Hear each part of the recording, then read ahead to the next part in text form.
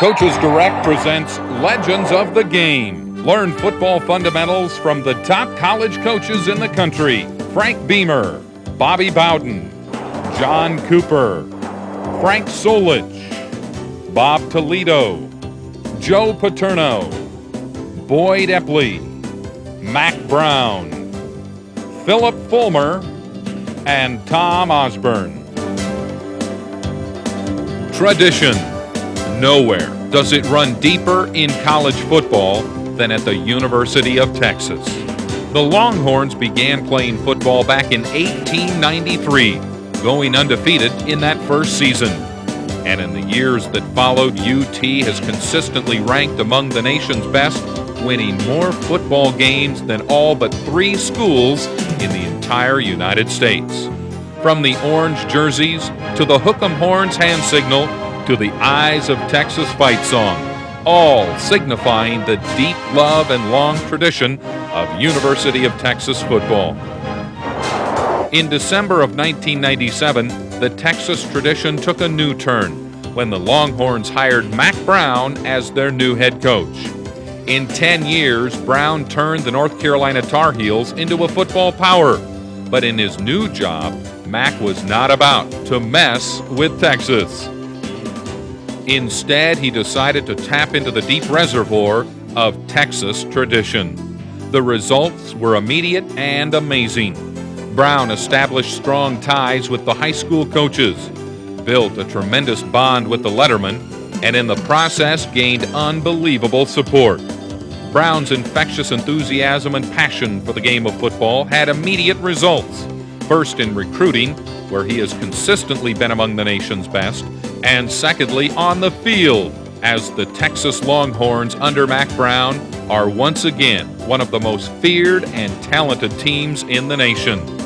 The University of Texas has had great players at every position, most notably at running back, where both Earl Campbell and Ricky Williams earned the Heisman Trophy as college football's finest. But the heart and soul of Texas football has been anchored along the offensive and defensive lines, because Longhorn football is personified by power. In this video, Mack Brown and assistant coaches Hardy McCrary and Mike Tollison will teach you the Texas fundamentals for defensive line play. The drills and techniques are the same ones used to develop Longhorn players into college greats and top NFL prospects. Practice these fundamentals, and you too can play or coach championship football. Hi, I'm Mack Brown, head football coach at the University of Texas. I'm really excited about being part of this coaches series because we're talking to you young people, and you guys are the ones that are going to win the Heisman trophies, like Earl Campbell and Ricky Williams in the future. You're going to win the Outland Trophy and be tremendous players like Tommy Nobis and Doug English and Scott Appleton, a lot of the guys that have been as good as anyone in America at their position. So when you look at being the best, that's what we feel like the University of Texas is all about. We have 8 national award winners. We have 25 consensus All-Americans. We have so many people in the National Hall of Fame, 3 national championships, so many conference championships at Texas. And we understand this with the tremendous lettermen that we've had in our past, that we understand that we're going to be a young football team this fall, but you also know that tradition never graduates. And that's why we should always be good at the University of Texas. So we look forward to spending a few minutes with you talking about defense and talking about some of the great players in our history that have rushed that passer and tried to stop the run. At the University of Texas, defense has been the word for many, many years. It was started with Coach Mike Campbell, who was one of the best defensive coaches and innovators of pressure defense across the country. Coach Campbell believed many years ago that you lined them up and stopped the run and put pressure on that quarterback and made it very difficult for him to throw the ball.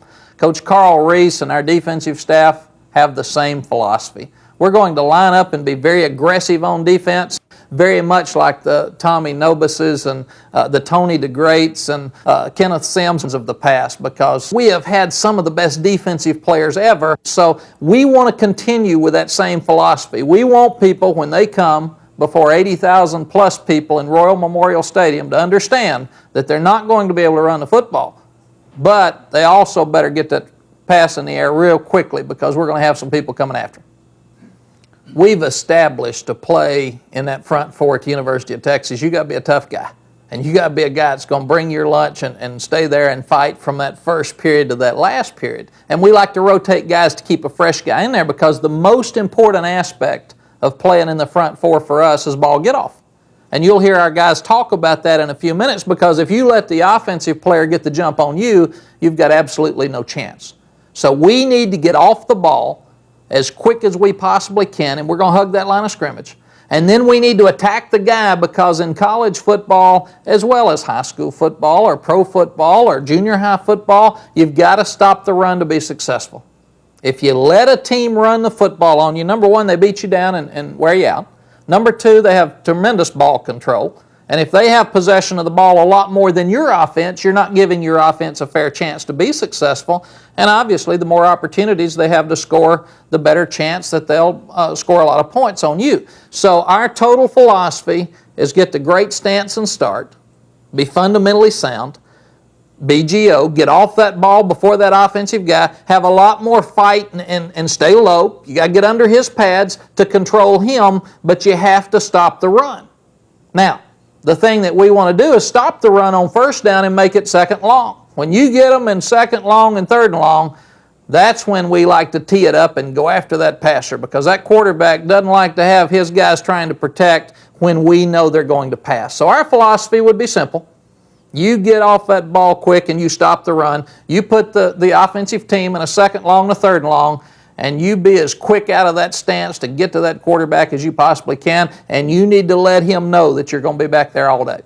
And really, you can control the game with your front four, and that's what has to be done to be a championship team.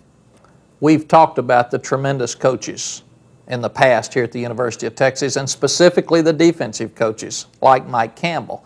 You've got a special treat coming up because you're going to hear Mike Tollison, who came to us from LSU. He's coached in the USFL. He's been in some of the best programs in the country and under some of the best coaches. He was a defensive coordinator at El Paso. He worked for Lou Holtz at Arkansas and worked for Denny Green at Stanford. Coach Tollison is going to show you exactly what we do in our front four to stop the run. He's going to use the drills that we use at the University of Texas that help our guys become pro players and some of the best defensive players in college football history. After Mike gets through, he's going to turn it over to Hardy McCrary. Hardy's been in this state for 23 years. He was a high school player here. He was a high school coach here. He was the defensive coordinator at Rice for Ken Hatfield. And Hardy has come into the University of Texas, and he is teaching our guys how to get off that football and rush that passer. So let's go out to the field right now and start with Mike Tollison on stopping that run and being physical. And after we get those guys in second and third and long, Coach Hardy McCrary is going to show you how to get to that quarterback. Blue 28, go, go, go! Hello, I'm Mike Tollison, the defensive line coach at the University of Texas. And excited about being here today. And I have with me Oscar Giles, a former player here at the University of Texas. Great defensive end that played for us here. Also played several years in the National Football League with the Atlanta Falcons.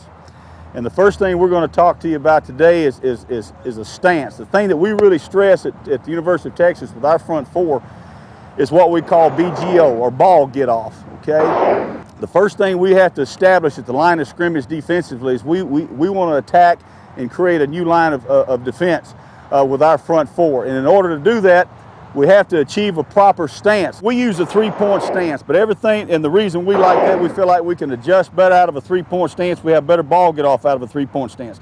But all the fundamentals that we talk about here with our stance, you could also do if you're a big four-point stance guy. That's not a big deal. That's just what we believe in. The first thing that we like to do, as Oscar's demonstrating here, is we like to get our feet slightly about shoulder width apart, and we play a toe-to-end step. Okay, a stagger foot back. In this case, he's going to be in a right-handed stance, so we want our right foot back. We'll never go any further back than toe to heel because we feel like we'll overstep if we get too big a stagger. The second thing we do, once we achieve our toes straight up the football field, our heels are slightly out so that all of our power is right through our hips and over our knees, okay, for the proper explosion and punch here. And now in order to get the hand fixed properly on the ground, we go to elbows to our thigh boards. Now, the thing that you got to remember now about a good stance is don't get into it in a hurry. Okay, we want to get a good functional stance here. The next thing we like to do is we'll take our right hand in this case and we'll throw it out in front of us, slightly in front of our eyes. Okay, that way it keeps you from having too much of a bunch stance. Okay, a lot of guys, you know, they'll play where they got their hips are down, their eyes are too far up. So obviously the first thing that's going to happen to them is they're going to play high. So we want the hands slightly out in front of the eyes, flats back, the hips are extended. The eyes are slightly up. Don't try to see too much of the guy in front of you. All you're focusing on is whatever your key may be, whether it be the football, the down hand, the near foot of the offensive lineman. That's all we're interested in right now. The next phase of our stance is all we talk about is making a weight change. Is making a weight change on our punch. So in this case, whatever his tip may be, ball or whatever, the first thing he's going to do and the only thing he's going to do is take what we call a 6-inch power step, in this case with the right foot. So on movement here, if my foot is his key, and when I move my foot, boom, he takes a step and that's it. In every drill we do, we have something to focus on. We just don't say set, hike, go. We got something to look at so that our defensive linemen always know that they have a primary key to tip their move. A lot of guys, coaches, you hear coaches talking about, son, your first step, your shoulders are coming up. The reason for that, just go ahead and make a good long step here, Oscar, and hold it. If you overstride or overstep, that has a tendency to bring your shoulders up and you play high. Plus you lose your base. So again, all we're talking about here then is just a good 6-inch power step and roll out of your stance, boom, and throw your hands and so forth. And that's the reason we like this stance, and that's the reason we don't stagger any further than we do. If you have your feet, give me a deep stagger now, Oscar. If you have your foot back too far, even though you're still trying to get a base, you're having to come too far. And again, relax, Oscar, that's good. Again, what we're talking about here now is run defense. Okay, now we'll change our stance a little bit, and you'll hear about that later on when we start rushing the passer. Talking about pass rush, we'll change our stance a little bit. But all we're doing right here now is we're just trying to get a nice functional stance where we can make a weight change. We're just trying to shift our weight through our hips and legs in order to punch and throw our hands and play from there. One more time, that's a good looking stance right there. And on movement, he'll take a nice, that's perfect, that's a good job. It's we have to be able to play out of both hands. We'll play right-handed stances, we'll also play left-handed stances. And if you'll just assume a left-handed stance for me there, Oscar, go ahead and sit. It's the same procedure, everything's exactly the same. And as you see right here, he's got his left hand down now, but the operation is exactly the same as a right-handed stance. And he's always got his strike hand ready to strike. We don't want that hand up here where he's got to bring it so far. Okay, we want that hand where you can punch. I mean, you're right there ready to come off and punch. And remember to throw your hands, because that's going to play twofold for you. Throwing the hands is going to help keep your shoulders down, and it's going to help get you momentum going on your punch. There it is right there. So we're getting ready to strike out of our stance after we make our weight change. Now from here, what we'd like to do is take you over to our sled and show you our progression now, how we go now with the quick hands, and then we'll evolve into a power step, power reach step, and our escape as we go. Once we come out of our stance and start drill, we go to what we call our quick hand session. All right, all we're stressing here is how quick we can get our hands on the opponent. And again, just like in a stance, Oscar, all his eyes are doing are riveting on my foot. Okay, and he's seeing how quick he can come. Now, again, he's in a 6-point position, head on the bag, because we're going to throw our eyes as well as our hands. And we'll really stress the lockout. And you can see right here, Oscar's got his elbows locked as he punches. All right, extend one more time, Oscar. Hold, stick. If he winds up with his elbows flexed too much, that means the offensive guy is too close to him and more than likely going to get a hold on him and can't get off the block. So we want to really stress lockout, hands in close once we explode. Last one. Perfect. Outstanding. The next phase of our block protection segment, again, now we're back to our stance, and we're teaching power, quick hands, one step. Here we go. Again, now this time we'll use a different key. I'm actually the center. Again, as Oscar steps right here, again, all he's thinking about is a weight change. One power step, quick hands. Back straight, eyes at the top of the bag. Whoop. Now freeze right there, that's good. Now as you can see right here, this bag is locked down. It doesn't roll, it doesn't extend, because what we're trying to get here again is off our weight shift, our hands in power step, flat back, punch, eyes riveted. Again, everything is hands, hips, feet as we come out of our stance. One more time. Let's go left-handed stance this time. It's the exact same progression this time out of a left-handed stance. Again, his eyes are riveted on his key. Whoop. One more time, that's good. Whoop. Good, that's a good job right there. 28, blue 28, go, go, whoop. All right, the next phase of our progression is again, stance, power step, quick hands, but now we're gonna bring our up foot along with the power step, which we call our read step. Get up just a little bit on the ball here. Okay, on this one, I like to go back to the foot so I can see the power step along with the read step. Take it, whoop. That's good right there. See, again, now we're bringing the other foot with us. Right hand stance, whoop. Take it, whoop.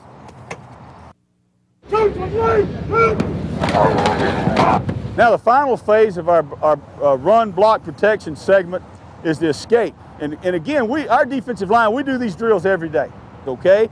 And we've already had the stance. We've had the quick hands, we had the power step, reach step. So on this drill, we're already in what we refer to as a perfect fit, okay? In this case, Oscar is into the offensive lineman and he's got him controlled. Now I want to get off of him.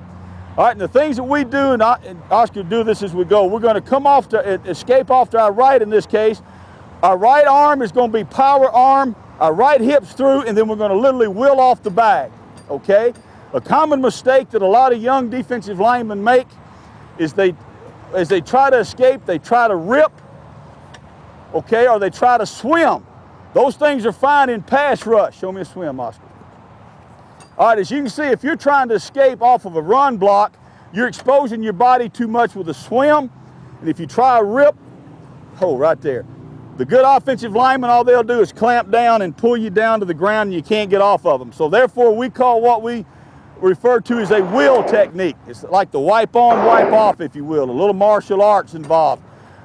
That's a good job, Oscar. One more time. And we'll work this drill right and left off of our escapes so that we are literally clubbing the offensive man off of our body as we run to the football.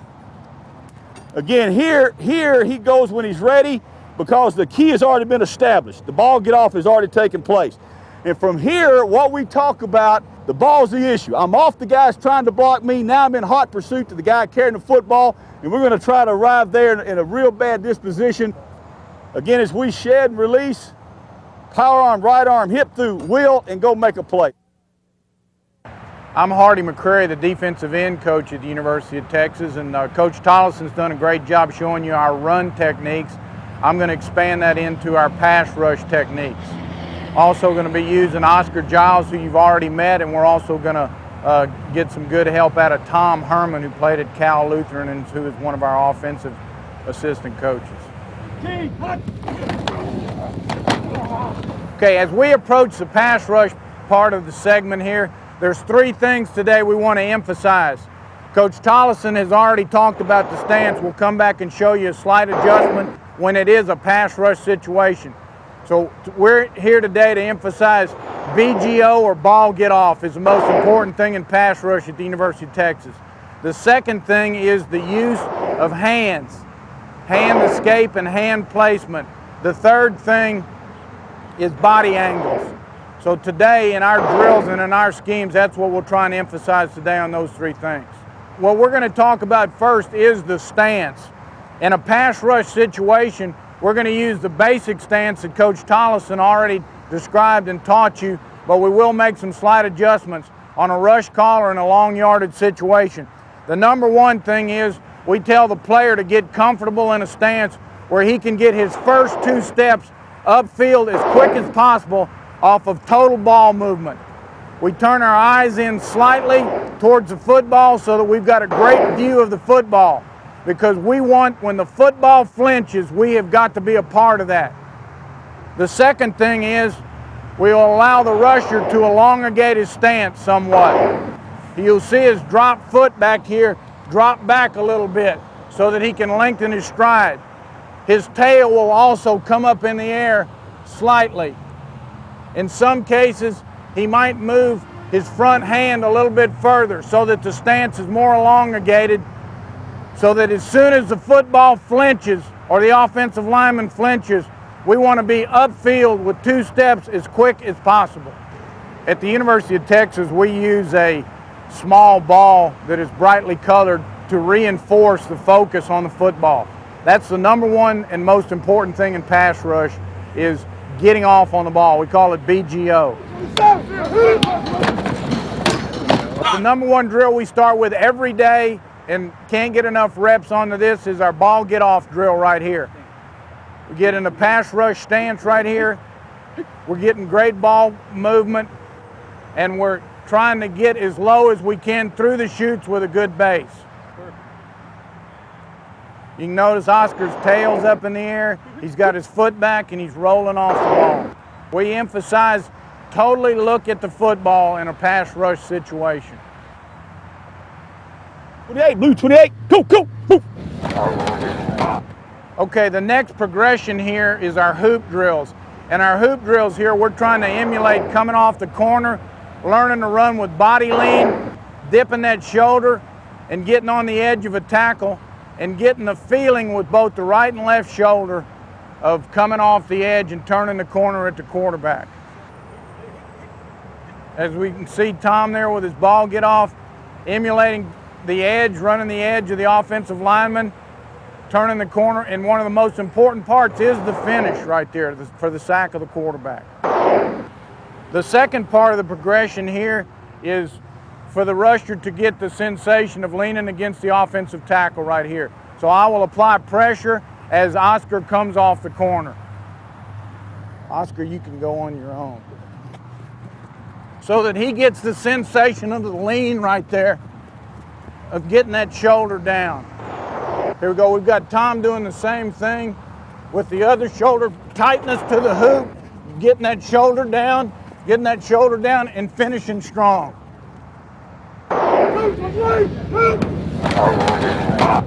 The third progression here is the cat and the rat, where we're in a chase situation, where we're still running the hoops, and then we change directions and the chase goes on.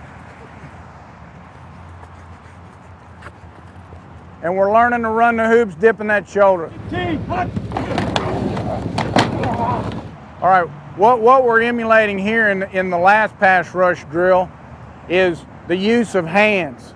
We're going to try and slap the offensive tackle's hand down, get our hips through, and push off with the other hand, and then square back up and go to the next man in our pop-up drill. Notice Oscar is getting his hips through, leading with his lead hand, and making his backhand work. Notice it starts with the good ball get off, getting your hips through, lead with the front hand, and make the backhand work. All right, nice job. A little bit tighter with the backhand. Get your hips through. There we go.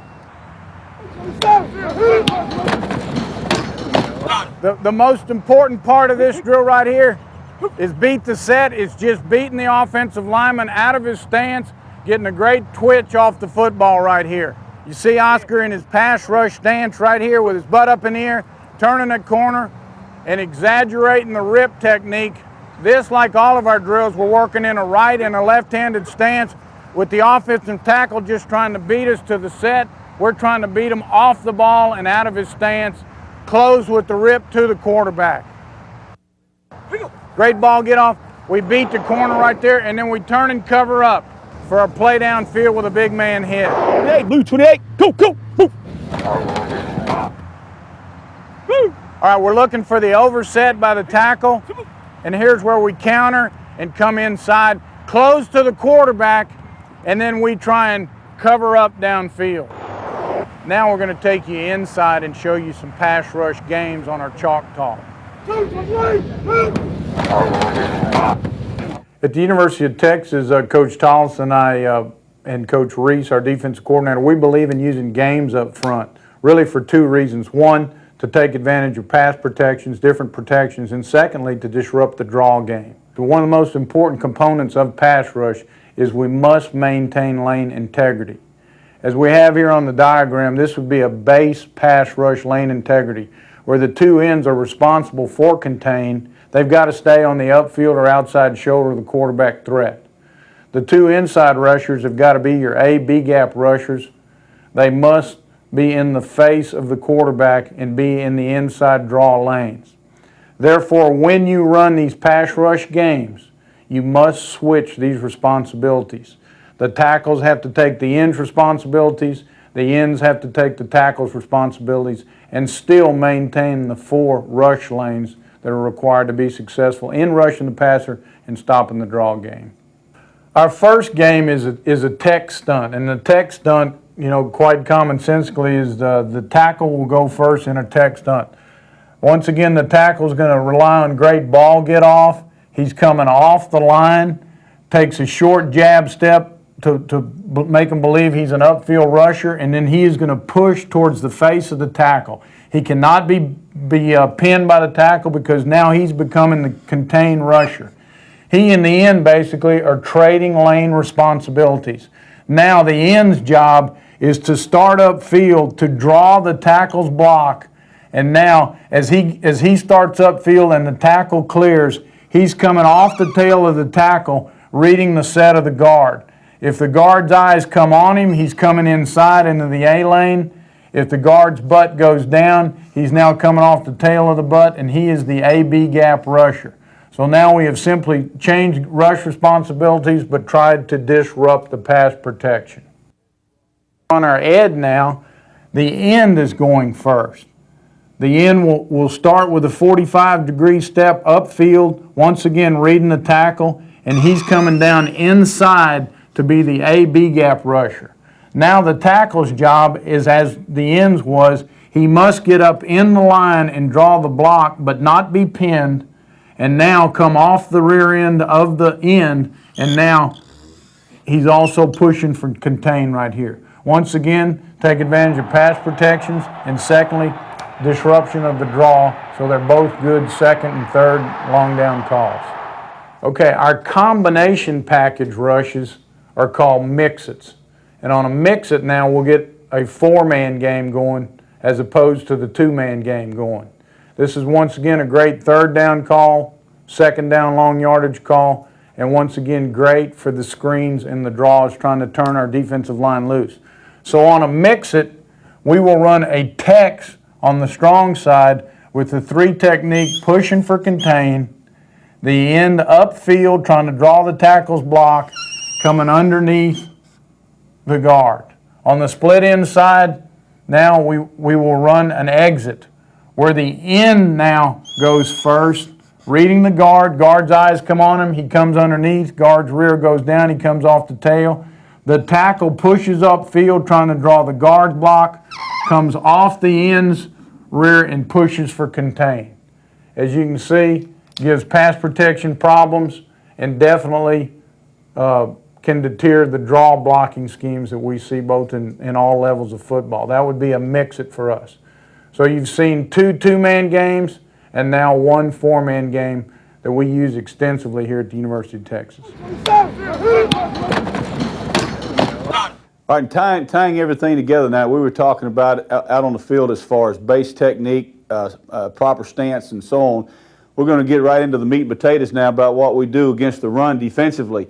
Our philosophy at the University of Texas is we like to feature a front that is an odd or a bubble look, the old 50 front, if you will, to one side with a split look or an even look to the other side, okay? So that you've always got a 5 technique or a 3 technique, depending on which way you want to go with the front. And in order to do that, so that we're not always dictating, that offenses are not always dictating to us that they know where we're going to be, where we're going to be setting and try to attack that particular look, stem is big in our package, okay, as far as the run scheme is concerned. So in other words, we may show an even look to one side, in this case to the call side, and just like most defenses, we call the tight end or two receiver sides of strength most of the time in rundown situations. And the side away from the call, for example, this could be a left. The side opposite the call then would be the bubble look. The side to the call is a split. So you got a 3 technique, 5 technique. If we want it just reversed, okay, we want to show split odd, and then we slide the front prior to snap. Now, we don't have a trigger term where the linebacker says move or anything like that. We've always found that one of the defensive linemen has a little better feel than another possibly. Now, again, that's the way we do it. So when one of the kids has the feel that it's time to slide, he kind of pulls everybody with him. So going back up here, for example, the 3 technique moves inside, shade, the inside shade kicks out to a 3, the 5 technique loosens up, the 9 techniques comes down to 5. So this front on stem becomes this front, okay? So now then we've wound up, again, if we're getting a lot of draw scheme on the run, trap game, midline, whatever the offense is trying to do to us, we can do that on prior to snap. Now then, if the quarterback comes up and he goes first sound, and the worst thing that you can have your down guys do is stem too fast. If they stem too soon, this guy still has time to see what just happened and still check to another player, make his audible. So we want them to stem as late as they can. Our kids know that their fail-safe is this. Their eyes are on the football anyway. Okay? If they don't get stemmed before the ball is snapped, the quarterback comes up and goes set, and the ball snapped, then they hit everything on the move, or they slant to their work, if you will. So which a lot of times is better anyway. So they just get to their work on the move, but they still know that they've got to wind up in the opposite gap from previous alignment once the ball is snapped. Big coaching point here now is anytime that you are stemming or moving or slanting your front, you've still got to remember now that we're a gap control defense, okay? Everybody's responsible for a gap. So we've got to be sure we get there. That's why if we're hitting on a slant, we've got to read the guy that we're slanting to so we can see what he's doing so we don't get pinned or walled off and wind up having a guy short, okay? So for example, again, we letter our gaps like the center guard gaps, A gap, guard tackle B gap, tackle tight end C, outside D, and so forth on both sides. So that again, our guys know that if I'm going from a B gap to an A gap responsibility, I've got to get there. The linebacker knows that if he's sliding from an A gap to a B gap, he's got to stack and be there. So again, that the whole defense is coordinated against the run, and we've got a chance to be successful with our work. Okay, and again, in the process of slanting or hitting our technique on the move, if I'm coming from an outside shade of the guard to the outside shade of the center, as I start my movement, my eyes are now go to the center, okay? If his eyes are off of me, I'm coming off his hip, and that's what we call pumping the seam, flatten out and looking to make a play. If his eyes come on me, I'm going to butt him, face him up, and then cross face. I don't want to try to get up skinny up here because, again, the backer's trying to counter. He's trying to get in the opposite gap. All we're doing is just like you, we've heard talking in pass rush, exchange pass rush lanes and two-man games and so on and so forth. You're exchanging gaps of responsibility in the run game on movement. Here at the University of Texas, that's been really big for us in rundown defenses, and it gives our kids a tool. We talk about having a tool belt. You know, you always got to have a tool that you can reach out and use when you need it, and that's a tool that we can go to if we want to, a little bit out of sync, a little bit out of the rhythm maybe. The offense is moving the ball. We can't really find something to put our hands on. They're doing a nice job. Bam, here we go. Now we've got a way that we can show one thing, move to another, or even slant to it, if you will, if they want to try to come up and go on first sound. But again, this is what's been good. One of the things that's been good to us, and I hope hopefully you play with it a little bit. I mean, you can go on with it as far as the different change-ups, the different slants, the different stunts you can run off of it. But again, this is just a couple of things that have been really good to us here at the University of Texas. And again, thank you very much for your time, and I hope you get something out of this. 28, blue 28, go, go, move. We're continuously talking about explosive power, especially in the defensive line. As you can see illustrated on the wall behind me here, that's a big pride thing we talk about here, having the ability to come off the ball, attack, and have some leverage and power along with our techniques and fundamentals. And then in order to do that, we have to spend a lot of time in a room like this. That's got all the modern equipment that we need for our guys to come in here and work to get stronger in the lower body, the upper body as far as explosion, and push, pull power with the arms and shoulders. And that's where I'd like to go to next. I'd like to show you a drill that we do here at the University of Texas with our defensive linemen to really stress, push, upper body power with leverage to get extension and separation so we can execute our escape move. The purpose of this drill, again, is to produce separation and escape off a potential offensive blocker. In order to do this, again, we talk about perfect fit. We've already had our stance and start, and we're already assumed the position defensively that we're working to get. Okay, and obviously that is hands inside the offensive lineman's hands. Okay, and now we want to have leverage in the lower body. And as the offensive guy tries to position us one way or the other, we're going to counter with a push as he's trying to pull, and then we're going to come back with an escape.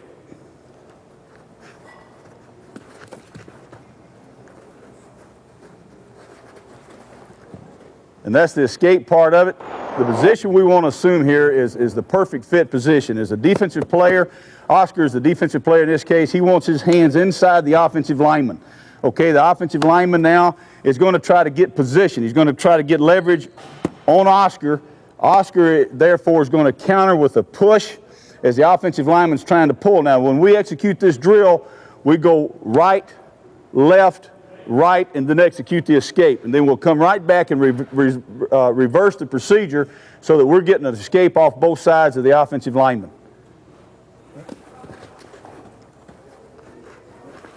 And as you see, they ready up every time.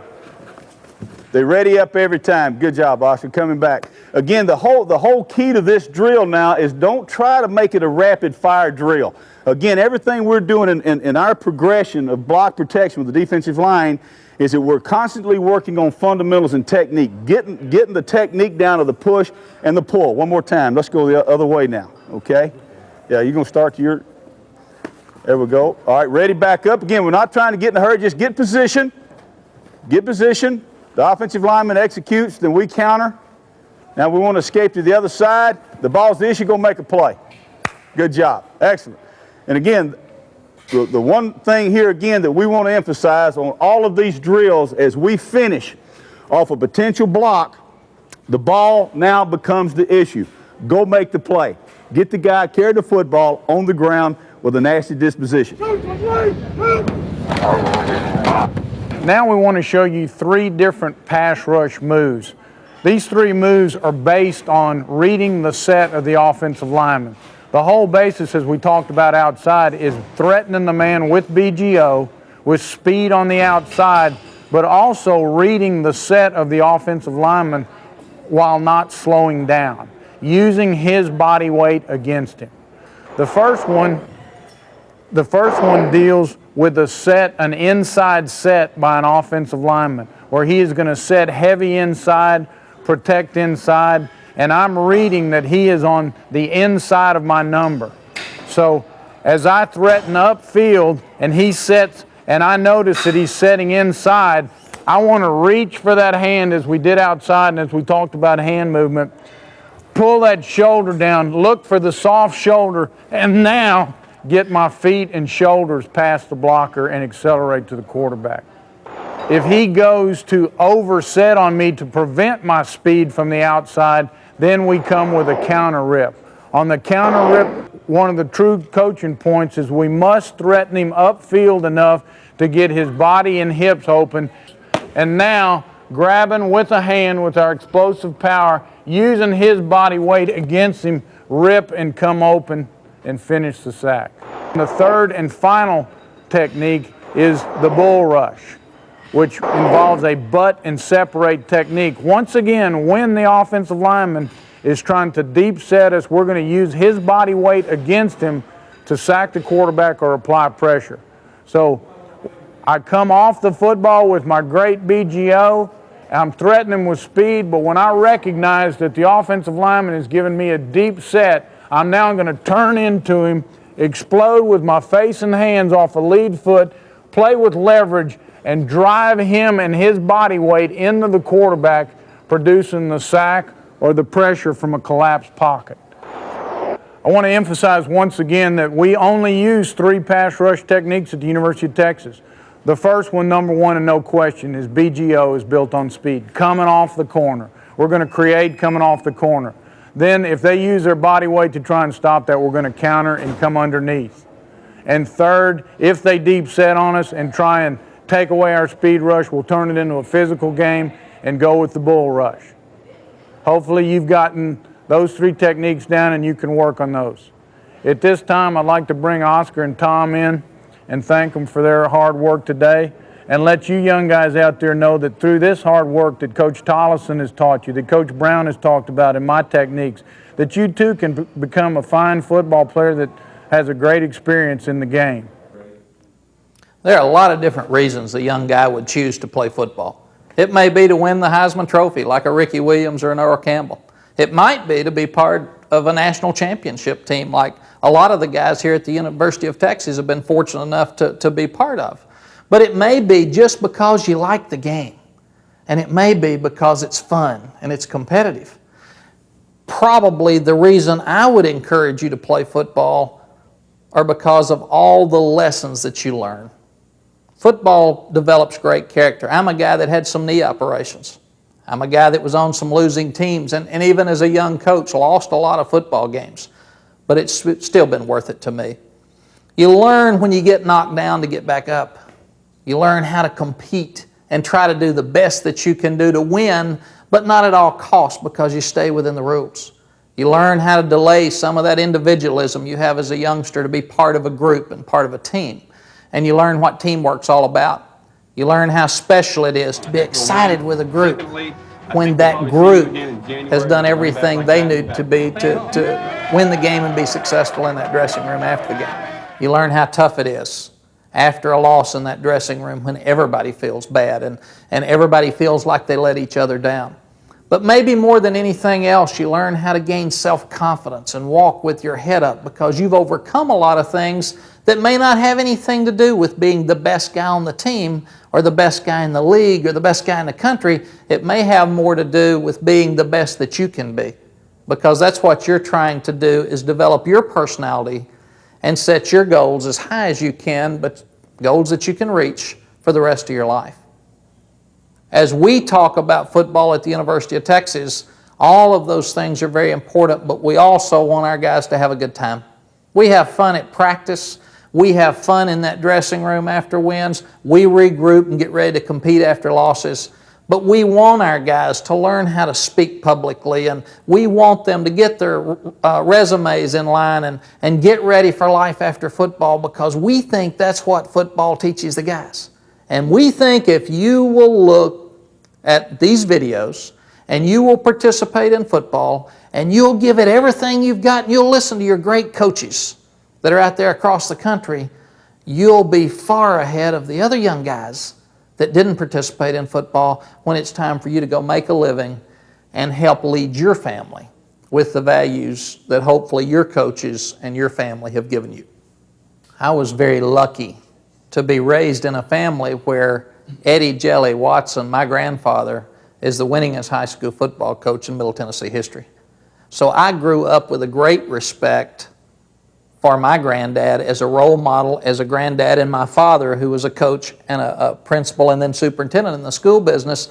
But I also grew up understanding that these were the type men that I wanted to look for help. And then all of a sudden, as a young coach, I started trying to figure out if I wanted to coach or not. I started to be an attorney. But when I looked at the Tom Osborns and the Joe Paternos and the Bobby Bowdens and all of those guys out there that were reaching out and touching young people, that's why I decided to coach. Steve Sloan told me one time, don't coach unless you're obsessed with coaching. Don't coach unless you just have this need to try to reach out and help young people. And I think that's probably what separates the guys that make it in this business from the other guys, because you have to sincerely want to reach out and help the young people.